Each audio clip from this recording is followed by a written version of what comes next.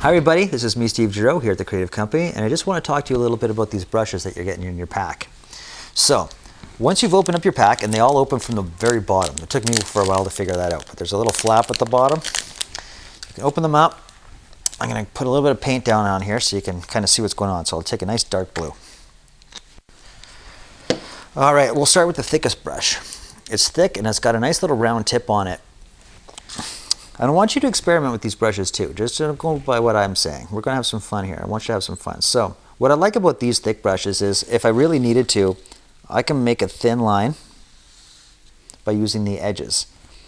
If I just use the regular paint as it goes, you can see it's probably about 1 centimeter thick, right?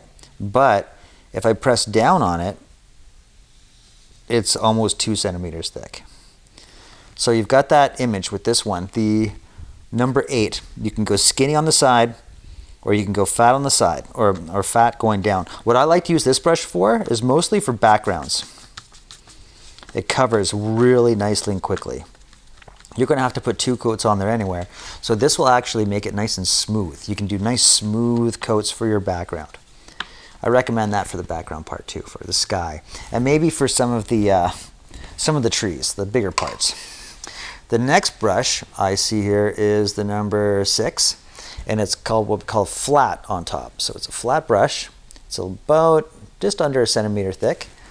Again, let's see what this one does. Again, you can use the side, so load the brush up.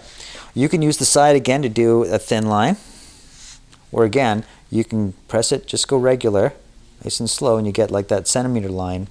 Or with like the other brushes, if you press down hard, it is going to be thicker. Much thicker. Okay? Let's talk about this round brush too, the number 5. The neat thing about this number 5 brush is it holds more paint than the number 2. So you can do a little bit more with it when you're doing like details. You can use this brush for the black, you can use this brush for the details in the sky, you can use it for the trees. Let's see what it looks like.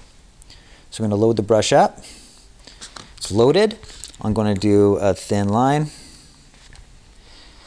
So if I'm laying this brush down, I can do a thin line.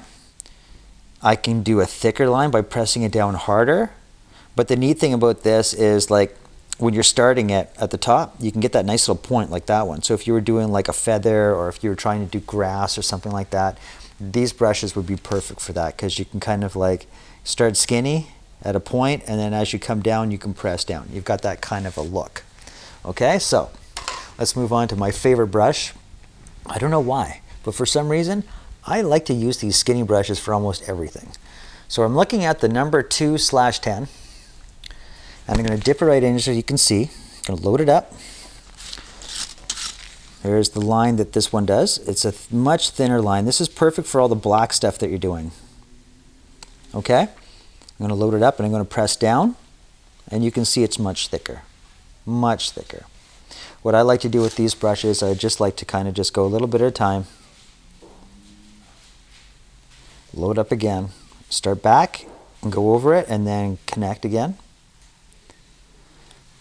Load up, go back, put an inch, and then come back over it again. This is particularly handy if you're doing like long lines like you have on top here. And let me see. Yeah, no, that's about it.